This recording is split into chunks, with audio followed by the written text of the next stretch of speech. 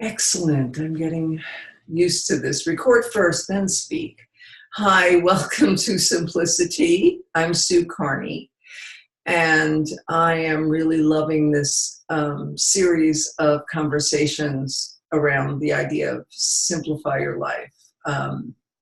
Since it came to me, I've gotten to really look at the word and the idea and the concept of simplicity a lot. And today's call is simplify your thinking, which is basically the easy way to say we're going to talk about whatever's present for you. What I feel about these conversations and the work I do with my clients now is really how can we look at whatever change or challenge or mystery life has put in our path and see it more simply. I really don't know how to, and it's like inside of this, I think there's a whole lot of miraculous stuff that's available. And so I'm going to just tell you a little story that I'm not 100% sure I didn't tell last week on one of these calls, but if I did and you were there, please forgive me, because it's still something I'm looking at. It was kind of interesting. So I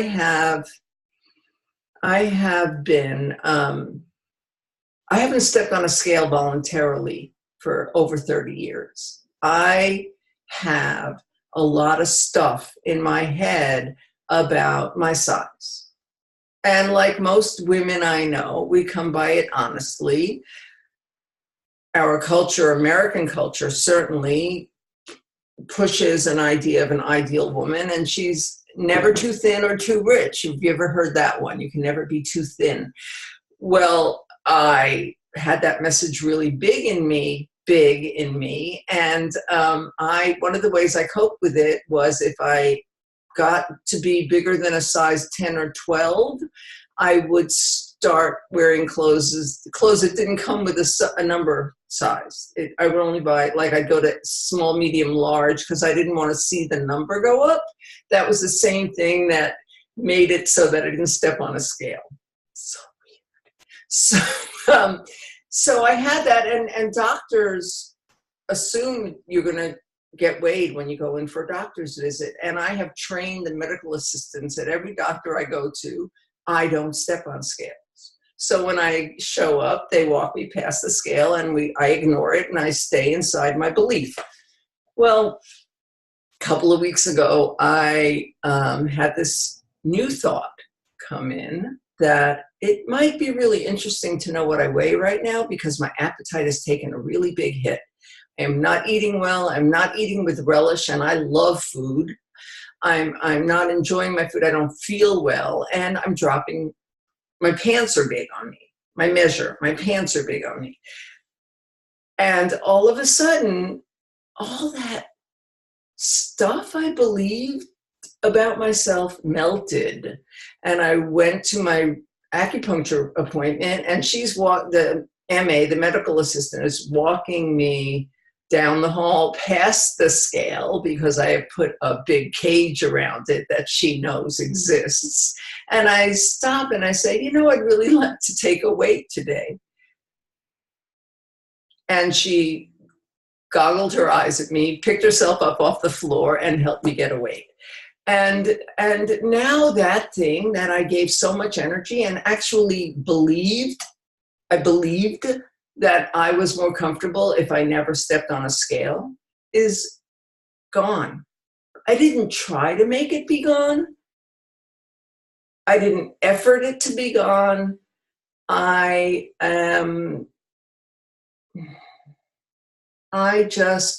It went. I am just going to message my guest who's still not here, and maybe she lost the Zoom link. So give me a second, my dears, who are live on this call and who will be listening to it later. I'm just going to send her this note.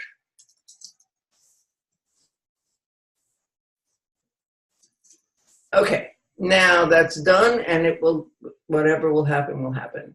So anyway, that's what was up in me this morning to talk about, because it may seem like a silly little story, but I will tell you, it's a silly little story with huge implications, I think. And for me, it's a reflection of this idea of simplicity. I will share one more thing, which I'm going to have to dig out because it's not in my head any longer. And that's this quote. There's a man named John Kabat-Zinn, who is, I don't know if he's the founder or he is codified mindfulness. He's a mindfulness guy. And he says, voluntary simplicity means seeing less so I can see more, doing less so I can do more, and acquiring less so I can have more. This whole simplify your life thing came to me as kind of a response to Marie Kondo, you know, that Japanese woman, the woman from Japan, who is telling everyone how to spark joy in their lives by only keeping possessions that spark joy. I don't see things that way anymore. I know this possession can spark joy in me when I'm in a space where I can see things joyfully. But when I'm grumpy, this pen that I love because it's got purple ink may not spark anything. I might not even notice it, or it might even piss me off if I'm in a place to be pissed off. So that was my starting point. It's not things that spark joy. I think it's more of an inside thing, more of a expression of how I am in the world or how I am in myself in any given moment. Because how I am in myself in any given moment absolutely informs what every given moment gives back to me. And I actually wrote down something somebody said this morning, and I know exactly where it is. I was on a call with Michael Neal, and he, in his A Whole New Way of Thinking About Business class, and he said the same thing I just said, but in better words. He said, everything has the flavor with which it was created. Yeah. So there, let's drop a little beautiful profundity into the pool. And since we are just 3 people on the call, I'm going to unmute everybody, and please just speak when you want. If more people join, I will do something different.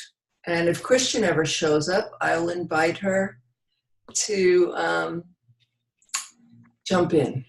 So there we go. So I think it's just you and me, Gretchen. Susie's here, but I can't unmute her. Susie, if you want to talk, please jump in. I know she's driving. Yeah. Well, you know what was interesting, Sue, was when you talked about all that stuff around the scale melted. And it was just gone. That was the same experience I had when I was struggling with my partner George's illness, had cancer, and he, since died. And I had a lot of resentments. I was pissed off that he was dying. I didn't like cooking all the meals. I didn't like doing all the shopping and doing his laundry.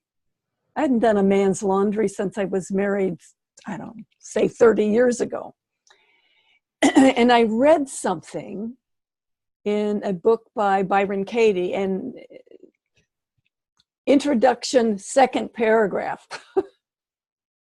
Suffering is from confusion, and confusion is from arguing with what is. And the resentments melted. When you say melted, I know what that feels like. And they were just gone. And in the place was joy.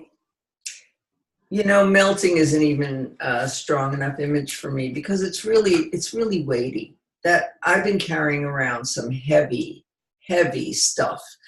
And when I put it down, any bit of it, I really feel like I can stand taller. I can wiggle my shoulders with more ease. I have less constriction in my body. I'm a visual person like you are, Gretchen, and I often have seen this image of kind of like a welded suit of armor, you know, that I used to see it around my heart, but I can take that image and make it be around my whole being. It's kind of like you can see through it, so you can see this beautiful glowing orb that's a heart, but it's on a universal axis and it rotates toward complexity and confusion and away from the simplicity. It's like this, I've had this commitment to make myself crazy. I've had this fucking commitment to be miserable. And that is finally not my resting state. Oh my God. I don't have resting miserable face all the time. Wow. I love that you say it is not your resting place anymore. Right. Where is it? That would be the automatic place you would go. Well, I didn't even know I was going there. It was my default operating system. Turn on the computer, and that was what was operating. It was just, I didn't even know. Now, just the knowing, even if it's still operating in me, even if it's still weighing me down, just knowing that it's operating is the beginning of freedom. It's the beginning of freedom. It sounds like before it was operating, but you were unaware of it operating. Now it still pokes up at its little head, but you see it. Yes, and I can't even diminish it. Mine doesn't have little heads all the time either. There are some big fucking things that still pop up and still stop me. But the thing is, I am no longer comfortable walking around that way. Yeah. It's just no fun. It's no fun. And there's no reason to do that. I mean, the reasons that you had for doing that have melted. They're just not there. That's what it sounds to me. Yeah, I don't know. And even that, as I don't know, I know you, Gretchen, somewhat, but I don't know you very intimately. So I don't know what, and I don't think it matters, the nature of the stuff we survive. I don't think the nature of the stuff we survive matters, but I don't want to diminish it and say it's gone. In fact, one of my teachers along my journey the last few years suggested something that was really hard for me to hear at first, and that was that I could change the frame. Even the frame through which I look at people who were who held the other end of the abuse that was given, that I experienced, rapists and abusive cult leaders and all of that, all of those blips on my life's journey. Well, let me just finish this idea. I have carried the unforgivable or the absolutely cannot soften around this idea around some of those things for a long time, and felt really kind of offended at the idea of softening around them. Mm-hmm. And I couldn't get there until I got there. And it is not as if they're gone. It is not as if they're gone, but I actually just enough of an opening to realize that these people, and I'm using the word people instead of assholes, which is a big surprise to me, did the best that they could in that moment. That's all they had to do. That's all they had. They didn't know any. That's all they had. It's what they chose. And what they did is not okay. And I don't give them innocence either. They didn't know. Whether they knew or didn't know, the choice that they made was fucked up. But I was at the other end of it, and I'm responsible for how I see myself now. And if I'm willing to take a radical viewpoint of empathy, mm-hmm. Forgiveness is right behind that. I find, for me. You know, when I say my resentments melted, in that moment they were gone. It doesn't mean that since then I've never felt resentments. I have, but I recognize it. quicker than I would have in the past. And you know, I understand, you know, the whole forgiveness thing is a weird thing. For myself, I've come to the place of the only forgiveness necessary is to forgive myself for not seeing the holiness in the other person. That's it. Wow. No matter what they've done. Even one of my brothers who passed, I don't know, 7 or 8 years ago or more, who was, my first thought when he died was, excuse me, the world is better off without him. That was my first thought when I heard he passed. And he was not a nice man. He abused his younger sisters terribly, did terrible things. He just was not a nice man. And he came to me, because I've had a lot of people who have passed come and sort of have a chat with me. And he asked me to talk to another sister about him because he wanted to have a healing. And I said, I can't do that. You have to do that. And then later, I was mulling over an interaction with one of my sisters and, you know, annoyed by it and troubled by it and didn't understand why she would do what she did. And it wasn't okay what she did. And I said, well, what do I do? And my brother Brent, the one who never had a insight in his life, came to me and said, do what you always do. Love her. And it was like, Brent? Wow. You know, so it's true. I love my sister. And she's done some things that I have to talk to her about because it's just not okay. She may never change, but there's a way in which I feel a need to stand up for myself, which isn't something I have done a lot of in my life. I'm a little bit better now. But, you know, you never know when a person is going to make that shift. Brent has been gone for, I don't know, 8 or 10 years, and just love her like you always do. Brent? It's amazing. Yeah. We see people through the pictures we've painted of them. Yes, it's absolutely. so wonderful when someone can surprise you like that. Yeah.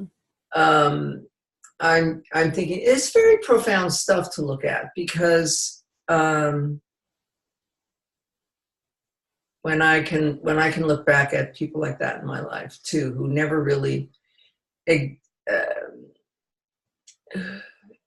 who were actors in that movie we were playing out together. So, you know, out of their own misguided, talk about radical neutrality. This word is coming out of these Simplify Your Life conversations, radical neutrality. I'm going to come at it from this angle now. So I had this insight. Land on me in January or February. I was having a real rough time with my physical body. I was having such bad spasms in my hips that it took me like 90 seconds to get to upright. My hips wouldn't extend or flex, whichever would extend. So I go to stand up, and the last 5 degrees of straightening up would take like a minute and a half. So it was pretty awful. And for some reason, I don't think it's at least 2 years, maybe 3, that I've gone to anyone's fitness class. I haven't been in a yoga class. I haven't been going to classes at the gym. When I have a gym, I work out at home mostly, and I walk a lot. there's a yoga teacher I know here in town that has a really good reputation for being very compassionate and very gentle. And she's a friend of my housemate, and I've met her. And she was a beginning yoga class, and my friends said that they really benefited from her beginning yoga class. I went and signed up for it. I didn't know how long it would take me to get down to the mat or up again. And I signed up for that class thinking, okay, maybe some awareness or healing that I can't get to on my own, trying to fix this hamster wheel, fix my health, fix myself. Maybe something will come. So I get on the mat, on the mat slowly, and I can barely move, and I lay on my back half of the class. I pass out, in fact, and then I come to, I wake up, and the first thing I remember thinking was that sensations and processes in my body are not the boss of my state of mind and my sense of well-being. Mm-hmm. Boom. So so that's what I was looking for. I got it right there in the first class. And the last class is today. And it has been, it has just been exactly what I wanted. It's just this little helpful container as I move through the mysteries and challenges of walking around in this body, or this meat suit, which is a phrase I hear around the community I hang out in a lot these days. Because I have a lot of broken parts, and I get to deal with a lot of stuff. And I'll tell you, it has stopped me. It has shut me down. The worry, the fear, the weight of my thinking, and the thinking I have about my thinking, about my health and what it means, is more than I can carry. And this idea, I'll say it again, sensations and processes in my body are not the boss of my state of mind or my sense of well-being. And you can also say sensations and processes in my bank account, or in my relationships, or in my whatever. In my whatever, X, fill in the blank, are not the so that's really everything. Yeah. So I invite you to maybe look for another place in you, Gretchen, where you've gotten to see something like that, maybe. Well, a couple of months ago, I woke up in the middle of the night to use the bathroom. I put my feet on the floor and I stood up and I hit the wall. I had vertigo, and I thought I was going to upchuck whatever was in my stomach. I'd never had that kind of vertigo before, where it had the nausea. It was just awful. I eventually ended up, I called my daughter. She wasn't answering. I called another friend, and she was out of town, but she made some calls for me and got some people in the village where I live to come over, because it was a concern. Some people had that I was having a stroke. I ended up going to the emergency to make sure everything was okay, and everything was okay. And once they gave me that little seasickness pill and the nausea went away, I could handle everything else. But it took quite some time for the vertigo to go away. And finally I began talking to the little cells. You got these that regulates balance in your ears. And they are 1 cell wide. They're very tiny. And I began talking to them. Guys and gals, it's okay. You don't need to go crazy if I lay down. I'll let you know when I'm going to lay down so you can get prepared, okay? So then I would sit on the bed and I'd lay down, and they would start to get crazy. And I'd say, you don't need to do that. You don't need to do that. And they would stop. That took a couple weeks, and I still, once in a while, I got to have a little talk with them. But, when we talk about people doing the best they can given their perspective, That's true at a cellular level also. And when I had my skin cancer, I talked to all my cells. And I realized I had to love all the cells, including the cancer cells, because they were doing the best they could. Cancer is when some cells get separated. The cells like to be in community. And when they get separated, they create their own community, i.e. cancer. And when I said that to the doctor, he says, that's exactly what it is. So it was to love every cell in my body and appreciate all the cells. And also to tell them, if you can't, you cells that are growing a lot, if you continue doing that, we're all going down. So just want to let you know. And wow, I love that, because how different would that feel than walking around hating my medial meniscus on the right knee? How would that feel than walking around hating my state of my gut today, or whatever is gone wacko? Right. Yeah. Huh. It's interesting though, because I've been kind of guided to do some of that. I tend to get these, sorry, I'm going to speak a technical word now, fakakta neck spasms. That's Yiddish for really messed up neck spasms. And I have a technical language library, vocabulary of Yiddish words. And I used to get really freaked out by them. And what I found myself doing instead a few months ago would just be to stop and calm down and maybe sit on the side of my bed or look out the window or touch myself and just breathe. But when I told that to my pain doctor, who has a different spiritual path than I do, I think, he said, yeah, or you could just tell it to get the fuck out. And you just kick it to the curb. So I do a variety of love and I'm sorry, but you can go now with those things that come. But there's also the flavor of what you're saying of loving all the cells, even the ones that are dysfunctioning. Yeah. Is a lovely idea to sit with, because what was that thing Michael Neal said this morning? Everything has the flavor with which it was created. So if I can create more harmony and love, my intention, maybe I'm creating a more fertile field. I think that might be just what made me sign up for that yoga class.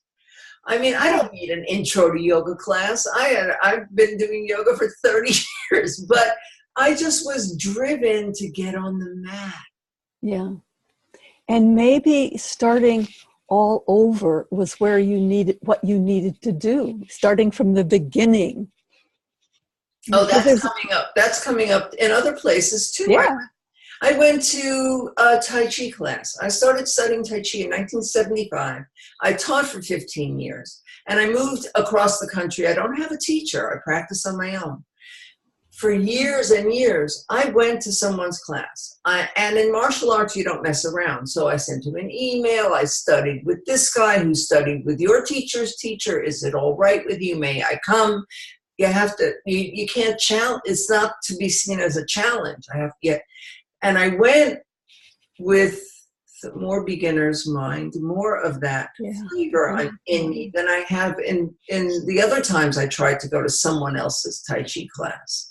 And I really relished being it's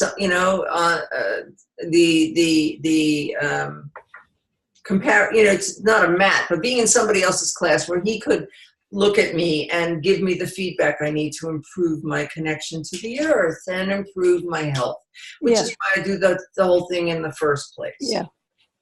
Is to retain balance and retain groundedness. And the older I get, when I studied it, when I learned it, I was in my 20s. I felt invincible. Now, Tai Chi is, and I knew it saved my life then because I was a big drug addict the whole time I learned it.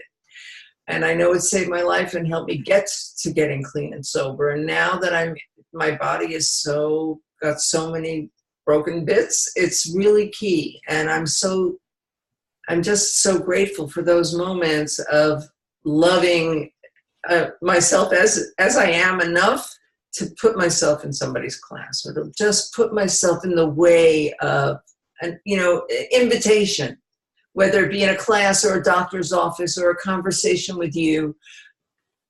Do you know what I mean? Yeah. And when you use the term broken bits, maybe that's a term that doesn't fit anymore. Well, I will play with that idea, because I don't even know, I don't even know with what I would replace it. Maybe you replace it with nothing.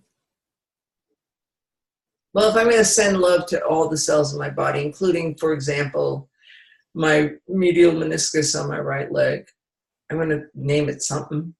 So, hi, friend. Hi, friend. Right. Hi, friend. My friendly meniscus.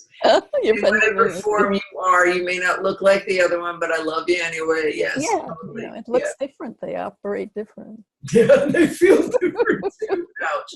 You would prefer they operate more the same, and but one of them has lost the ability to do that, or to know that. I don't know. So you took yourself to the ER. I had that happen a year and a half ago, almost a year and a half ago now, and that was. Well, my daughter took me to the ER. Oh, she was home. Okay, good. Yeah, I could barely walk. And I could only walk if I looked at the ground and moved very slow. Otherwise, the world was just raucous. And my stomach would roll. Well, when I had experience. And it's okay if I never have it again. Once is plenty, thank you. Once is plenty. I had one like that, and I'm really satisfied with one too. And I actually did pass out. I was in the bathroom, stood up, fell like a tree, passed out, and they call it a syncope. Who knew? And I was taken to the ER. Called a friend called for an ambulance because I didn't really want to, and. Love how the universe takes care of me. I was reading a book by Byron Katie at that time. I was trying to finish it that night for book club the next day. And I had it with me in my bag on the way to the hospital. And I just read the section where she talks about an ambulance ride and her curiosity and divine neutrality about what was happening. And I had read that really recently, like that same day. And I'm in the ambulance, not afraid, just really curious. Yes. My mind was active because I didn't know what could possibly be going on, which was good because I actually figured it out in the next hour. But I was neutral to the experience of this big, new, kind of could be scary, never went through this before, what's going on with my body experience. And that was really pivotal. It is so interesting to be in the middle of something like that and be curious about what in the world is going on. I wonder where this is going to go. Wow, to just be in that state of curiosity in the middle of what in the past would have been a stressful, panicky time for me.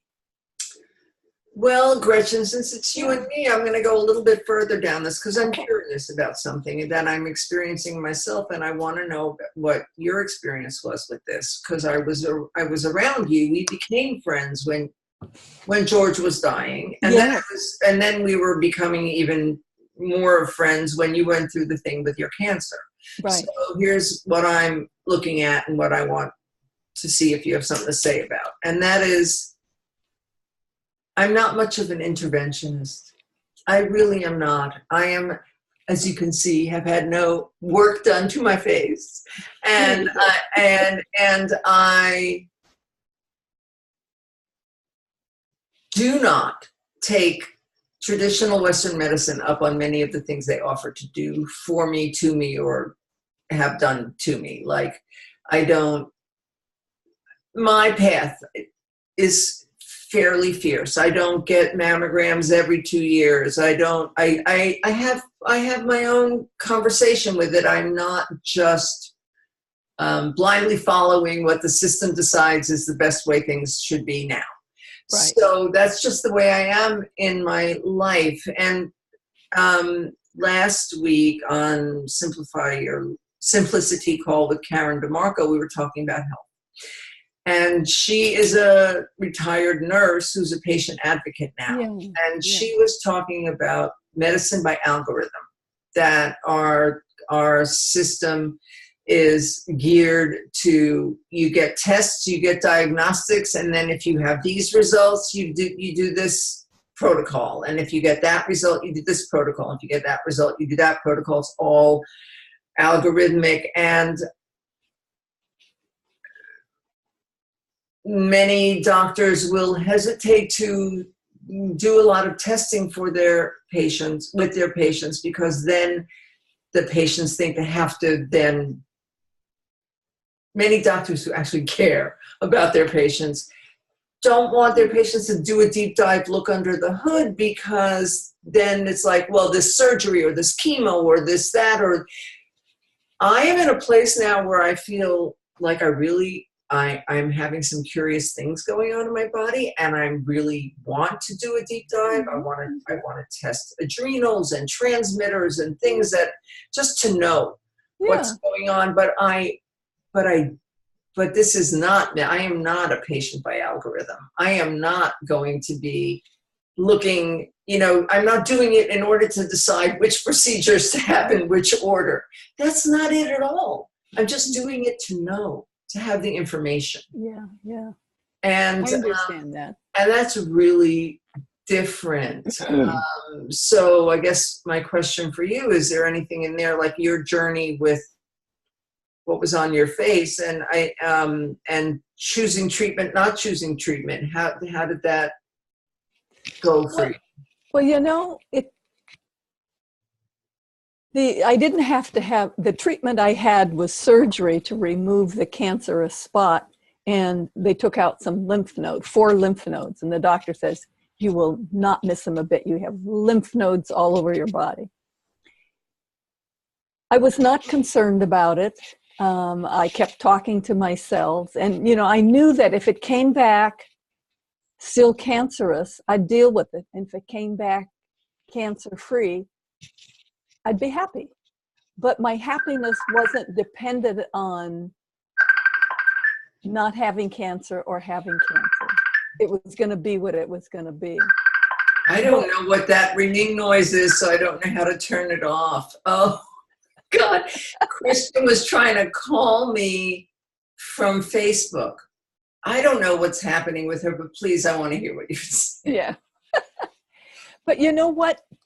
I have a condition called, what they call it, atrial fibrillation. There are times where my heart just beats too fast. And there was a period of time where I was ending up there's Christine McNeill. Oh, Sue, I have it in my diary for 8 p.m. I cannot believe it. Christian, I want you to know that on the Simplify Your Life webpage, I even have the find your local time here for every single call, because not everyone's in the U.S. I'm so sorry. I am really, really sorry. And my daughter is just about to, I am so sorry. I was actually on another call, or I would have, I didn't even see your message till just now. I am so sorry. I've got it. And I've just been saying to me, oh yes, I'll be working till about 9:30. Oh. Welcome. Yeah. So do you know Gretchen? Gretchen, do you know Christian?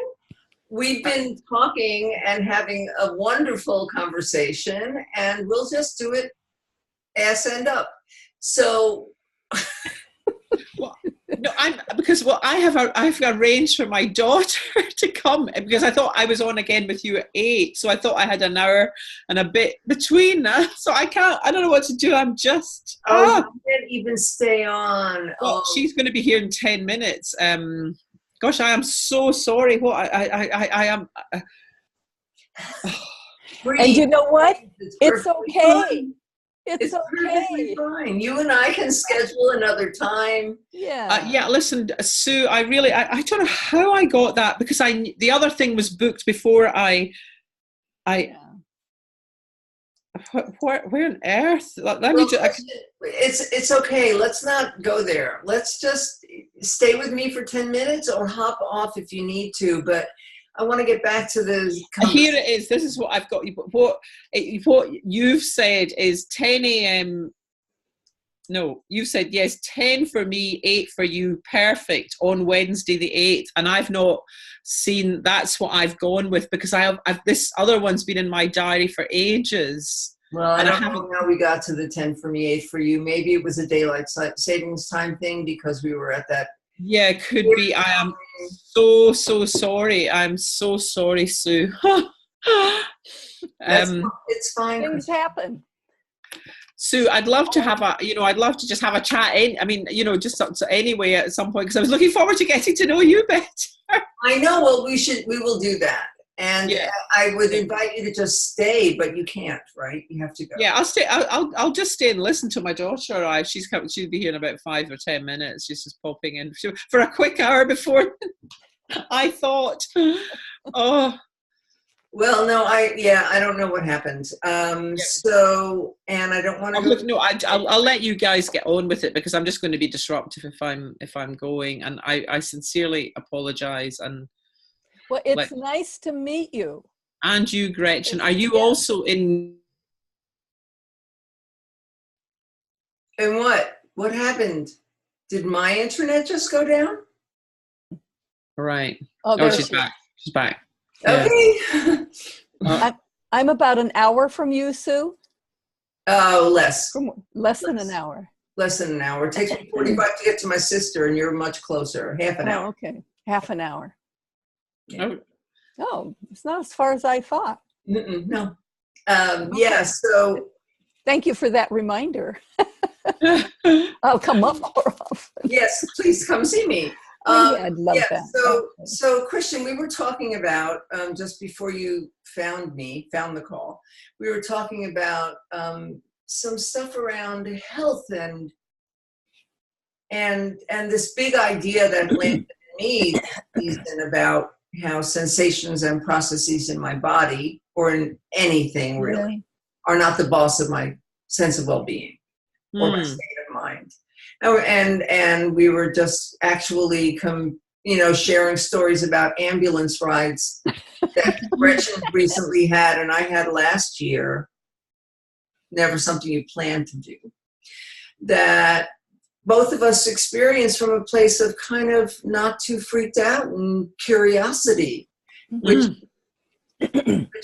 was very different and really kind of wonderful. And that's where we were. I think that's where we were when you jumped on. So, yeah. But the concept, the insight for me sits really above even any subject matter, whatever is going on, right? That's what we say when we talk about inside out, outside in, whatever is going on. Processes, symptoms, sensations are not the boss of me. And when I had a call like this with Karen DeMarco last week, I kept talking about being neutral, feeling neutral to what happens. I've had profound insights in the last month where I'd just be walking I walk a lot, so I just can picture where I was on the corner over there. And this idea came to me of, okay, well, what if I do become homeless? I will probably get through it. And that was like, what? That now all of a sudden a whole bunch of bottles I had on a fence to shoot at just fell off the fence. I don't have to shoot at them anymore because I'm not afraid of them. Do you know? Yeah. Does that ring any kind of bell for you? Yeah. I had quite early on in this, I had a situation. I was in hospital. I was admitted to hospital as an emergency. I was having sort of flashing lights in my eye and some strange sensations in my spine. And they said to me, they took me into a room and they said, "Oh, well, once we've admitted you, we'll be doing a lumbar puncture because we think you've had a a brain hemorrhage and you could still die. And then they walked out and left me. And I went into a place of such kind of peace and neutrality and clarity. It was astonishing. I mean, really astonishing. Yeah. And it wasn't, it's that thing of it's just grace. It wasn't like effort or putting on a brave face. No. It was just phenomenal. Just I mean, obviously I didn't die, and I hadn't had a brain hemorrhage. I had a detached retina, but just it's quite, and it was such evidence to me that not that I would necessarily be like that in a similar situation again, but that it's possible. That thing about being, they gave you that little jewel of a message and left you. When I had that episode in January of 2017 of passing out and my friend saying, no, I am calling an ambulance for you. You can't be alone right now. We don't know what happened. And going through that, I called my daughter who lives, 150 miles away. And I called my sister who lives 45 miles away. And neither of them said, okay, I'm coming. Jumped in their car and came, on 10 o'clock on a weeknight. And and my friend in town didn't jump in the car and drive me to nothing. It was, none of those thoughts were getting met. So I'm in this place and realizing I wanted people to flock to me, and nobody did or could. So it gave me, I felt like I was flocking to myself, which is a really kind of weird phrase, but it felt like grace, Christian. It felt like being embraced by myself in a way that part of me wanted to get from my sister and my daughter and my friend. Come and be, hold me and let me know I'm okay. Yeah. They weren't there and I was okay. I love what you said. Sorry, Gretchen, you're about to say something. No, I'm just agree. I understand that. Yeah, I really do. It's like when George was, my partner George had cancer and he died a little over a year ago. But at one point during that, when I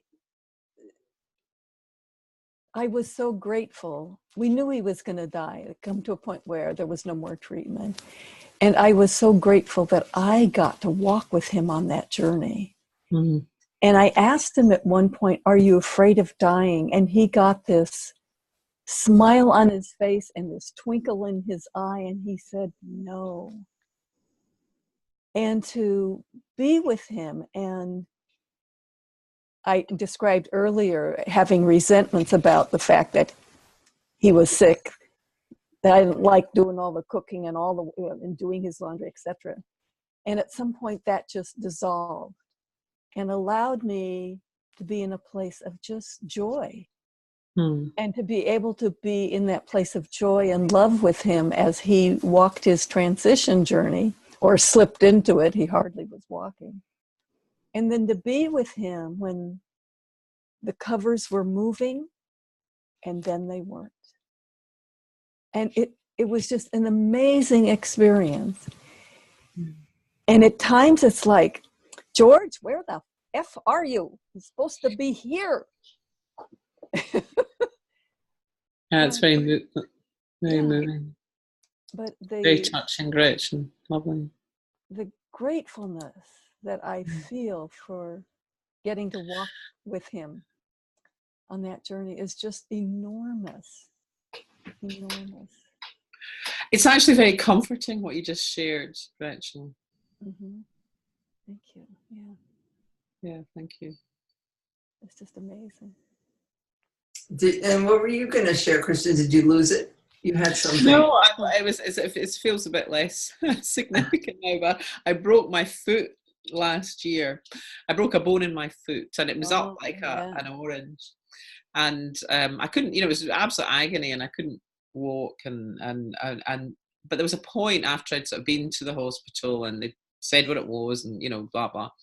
And I got myself just into bed, and I was just, it was what you said about flocking to myself. Everything that needed to be done had been done, and I had the bed up, and with the foot raised and ice and all this, and then I just went into this really this almost like hibernation place, but I was deeply at peace despite the discomfort, despite everything. And I apologize, Gretchen, because it really is small beer compared to what you were talking no, about. it's But that place is lovely, that and knowing that it's back to what you said at the beginning, Sue. There is nothing that can sort of debar us from that. It's not in our gift. We can't conjure it up at will, but it might just descend upon us or hold us tight at any point, and that's lovely in the face of anything. Yeah. And that's what's so beautiful. And it doesn't make any difference whether it's a broken foot or your partner dies.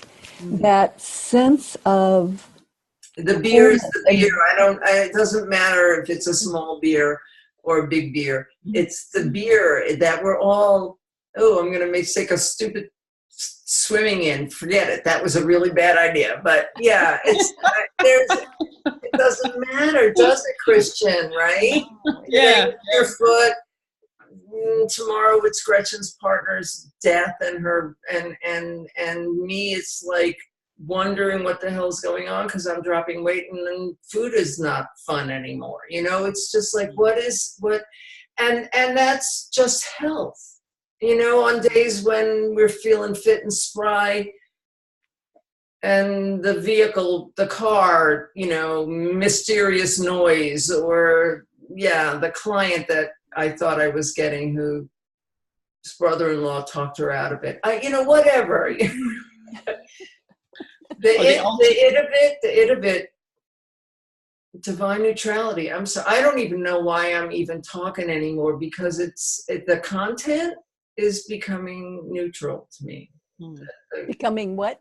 Neutral. I'm becoming neutral to the content. Yeah. And I think that's the way that's my path to enlightenment. I think the more neutral I am to the stuff I get to walk through, the better a job I'm doing of walking through it. Mm-hmm. That makes sense. Yeah. And it makes it interesting too, because I'm doing this work and I'm having these great conversations and engaging with people in a big way. For me, I've been really quiet the last couple of years. Is that your daughter coming, Christian? No, somebody else. It's okay. She'll be there. She's got a key. And I think out of this maybe will be a small group a small coaching group that I'm going to offer out of this after this. And then when I start thinking about it, and then I, it just starts to look heavier to me. I haven't figured out how to keep the lightness when I think about how much it'll cost and how it will be and how I will market it and all of that stuff. So so I'm moving through. I'm in a class with Michael Neal right now, and a whole new way of thinking about business, Christian, which is really nice. Oh, her daughter is there. I'm in it also, and I don't plan to go into business. Right. I'm so sorry. I have heard of it. Listen, it's been lovely to touch base. Yes. I will talk to you again. Sue, I'm so sorry. Okay. Nice to meet you. Bye. Nice to meet you too. Yes. Okay. Bye. Lots of love. Enjoy the rest of your chat. Yeah. Bye. Okay. Bye-bye. Okay. I don't remember what I was saying at all, so we can go anywhere we like, and maybe just for a few more minutes. I try and hold it together, but this has been an interesting last 15 minutes have been an interesting roller coaster ride. I nearly said Ferris wheel, but I meant roller coaster. Well, earlier you said something about, what did you call it? Medicine by algorithms? Medicine by algorithm, yeah. Yeah. Formulaic. I know that with my atrial fibrillation, that I'm on a low dose of medication. There's Susie. There's Susie. Hi. And they wanted me to go on blood thinners, and I would not do it. I just wouldn't do it, because they, having atrial fibrillation, there is the risk of stroke. But I would I wouldn't do it. I'll take an aspirin, but I will not go on those harsh blood thinners. And I'm even now thinking of going off the medication that I'm on, but I will talk to my doctor first. Because if I start having atrial fibrillation again, I can always start the medication. And, but I'd rather talk to my heart. You know, like I talk to my cancer cells and like I talk to my little wiggly things in my ears. I'd rather talk to my body than put medication in. And boy, there are some times where medication is so perfect. That anti-nausea pill, oh, yes, when I had vertigo, that was wonderful. But I only had to take one. So anyway, that's just sort of where I'm at in looking at the care of my body. It starts out with loving every cell, no matter what they're doing. I really love that. And I will tell you offline, I may have a resource for you Okay. that you might be interested in. Hey, Susie. Hey, sorry about that. I was driving and I was using my GPS. I was going somewhere where I didn't know where I was going. So I didn't want to be disruptive to the conversation. So, but I was listening. Good. Would you like to, do you have some time to talk for a few minutes? No. I don't really know that I have anything to add. I mean, I've kind of, you know, I've been through some physical challenges also. I have scoliosis, and they told me when they diagnosed me, I was like 30 something when they diagnosed me. Wow. But yeah, it's pretty severe, and it's, you know, going to get progressively, what they say, it's going to get progressively worse just with gravity. So I'll go to a chiropractor and I'm trying to, you know, fight the gravity and all that. But it's a bit of a challenge too as I get older. So, I mean, I can somewhat relate to your physical challenges and trying to deal with getting older and some limitations physically and all that. But yeah, I mean, I'm just taking it day by day and I do a little bit of yoga. I have my own routine that I've put together just on what I know, strengthen my back and try to strengthen my back and my core muscles, and just try to keep on keeping on. Mm-hmm. Absolutely. Yeah. But I've enjoyed listening to you guys, and definitely hope I can join in on some other of your calls too. I made such a terrible, I've made so many logistical mistakes. I owe Christian a giant apology for screwing her up around the time for this call today. I sent out reminder emails and then had to send another one going, oops, wrong link, you know, just all those human goofy things. I don't have an assistant. I do it all. And yeah. And when I'm in like when I feel this big energy to do something like this, my detail work is taking a little bit of a hit, you know, like I'm in this big creative thing and I'm not crossing all the I's and dotting the T's or vice versa. That's the problem, is you're dotting the T's and crossing the I. I wanted to see if you would catch that. I did that on purpose, Gretchen. Oh. What were you saying, Susie? But it's all fairly new to you, right? So you're trying to figure all this out and get it all together. The announcements and the logistics. No, I've been running this business for years. I know how to do it, but all of a sudden in like a week, I set myself up for like 7-8 weeks of these calls, you know, and I had to then figure out how to tell people about them. And I was putting all that together, and then I didn't realize I copied and pasted something from X to Y, and I should have changed the number, the date, the time. I mess up somehow. Yeah. So copying and pasting is you and not proofreading, bad idea. and I skipped the proofreading step too many times. But, Susie, I know it's really, the health thing is really up for me, but I don't mean to say that my focus is only on third of life and aging and those challenges. I want to pull it back and say that I'm really looking at everything through this idea of simplicity, of starting with stuff. That's where it all began for me, was this whole idea of decluttering. Decluttering's been a central part of my spiritual path for 20 years now. But to make it be about the thing and not about before it's about yourself is taking some of a big part of the juice of it away.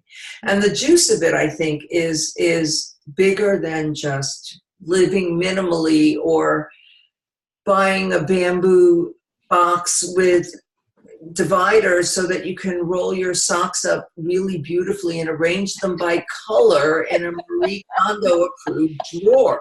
There is more to a fulfilled life and joy than that. And that's really what I want to be speaking to, Susie, and all the stories about ambulance rides and crazy weight loss in this body where I dieted my whole life. Every day I thought whatever I was putting in was too much. And I thought my self-image couldn't fit through a door. I just had this like gargantuan, oversized, too big image of myself. And now I've reached a place in my life where I don't know how to eat. So that's like, it's the lens, but it's not the only lens. And I really think that's why next week, Nina Lockwood we're going to talk about business. And last week, Karen DeMarco and I talked about health. And so, and then Terry Runyon is going to talk with me about creativity in a few weeks. And then Dickon Bettinger is going to talk with me about anything he damn well pleases. Wow. and Michael Neal as well at some unspecified date. Yeah. So I'm really privileged and honored to follow these conversations wherever they may go. Yeah. Yeah. That's one thing I never raised my hand on the call. I was just wondering if I ever heard you. I don't think I have. Yeah, no, I never did raise my hand and speak on the call. A lot of times I would think before the call, I was like, today's the day. This is something, I've got something on my mind and I'd like to share it and, but then I wouldn't do it. And then it seems like somebody else would say something and it would be what I needed to hear. And I'm like, great, I didn't need to raise my hand. This is perfect. So, but that's something that, I would like to do more or some of is being able to speak with people like you all that are, trying to figure all this out and kind of, see some things and trying to see more. But I don't have anybody that I really talk to. So I'm enjoying this. I did try to get on last week, but for some reason I was in the car then too, and I was just trying to call in, but I could never make it. I saw you on the call last week. There was a Susie on the call last week, and I couldn't unmute or yeah. Yeah, it must have been on my end then because it looked like on my end that I never actually got through. It was like it was trying to connect, and it may have been because I was driving. So for both of you, I just want to tell you that I'm uploading these recordings to the Simplify Your Life Facebook group. Oh, okay. And to my YouTube channel. But if you join, would you like me to add you to the Simplify Your Life Facebook group, Susie? Sure, that'd be great. Okay. I would have to friend you first, so I will do that. If we're not already friends on Facebook, I will friend you first. Okay. Because I thought I had already joined, but maybe not. I don't know. I don't just want to make sure that so that you have access to it. And I also, if you subscribe to my newsletter, you'll also get these announcements. But I have a call every week until the middle of June, and then a bonus with Dickon, and then a bonus with Michael at some point. But yeah. So, and then Gretchen, I have these live events also set up, but that you don't have to come for that. You just come and visit me. You should definitely do that. Well, So I wrote down the live event somewhere. I'm just making a note to add Susie to my Simplify Your Life group in case you are not already there. Okay, got it. And it's I am signed up for your newsletter. Oh, excellent. And it's Corbett, right? Corbett. Right. Because it doesn't, you don't have your last name on your iPhone ID. Okay. It just says Susie. Right. So you were mysterious to me until you told me who you were. Okay. Gretchen, did you just ask something, Gretchen? I didn't hear you. Yeah. When would you send me information on when the live groups are? Do you get my newsletter, hon? Yeah. They're on there? Yeah. I'm just doing them a week in advance. And they're also on Magnolia's West on Facebook and under events. And yes. And on the I'll check that Life page on my website. To see if I can just drive up there for an event. That'd be great. No one has come to those yet. Oh, really? I have had a spiritual journey of having the space, holding the space. My friend Ellen says it's like putting out the zabuton. She studied in Japan, and they have a word in Japanese of putting out the zabuton. So I've gotten to do that twice, and so far no one has come. And I don't really care. It's been really interesting. Just like with these calls, I'm actually still stunned that people show up. I love it. Really wonderful. And the one, and who knows if it's the topic, but the one that's gotten the most, or time of day, but the one that's gotten the most people attending was the one about health, which was a really joyful moment for me because my 32-year-old daughter attended one of my things for the first time. And actually I think I watched that one. And she actually spoke to Karen. It was really made mommy feel really good. Yeah. So Susie, what is your work in the world? I don't remember. I'm a realtor. Oh, so you spent some time in your vehicle, I bet. Yes, that's what I was doing. I was trying to find 5 different houses that I had to drive by, and that's something that it's not something I want to continue doing. I've actually been in the real estate business worked in the industry for 20 years, but as a realtor for 12. And I'm just, I like, the thing I like about it is being able to help people through the process. And, it's a very personal thing. Yeah. Find a home and all that. But I want so badly to transition into helping people, like be the principals and helping them. I discovered him like about 2.5 years ago, and up until that point, I had spent my whole life just really with this carrying the shame around and feeling really unworthy. And once I started following Michael and reading some things and everything, realized that the reason why I felt that way was because of being teased when I was a child, because we lived in an area where there were no Asians, and there were some things that happened in it that they just really stuck with me. And so finally, after like 60 years, I finally realized, that's what it was. I thought all this time that I was this person, and I'm not. Yeah. And I was the fat girl, and I don't know what Gretchen's story was, but yeah. I'm going, yeah. I feel that in my heart. I know. We all have it. My dad, poor, clueless father is holding my hand and walking down the street with me and said, if you'd only been a boy, we could, I'm like 4 years old. If you'd only been a boy. So I know, and then we make chainmail out of those stories. We make, and weighty, heavy. Yeah. So yay, I wanted to go like this when you said that it was liberated you. I wanted to just, raise my hands in the goalpost position. Oh, God. That's awesome to hear.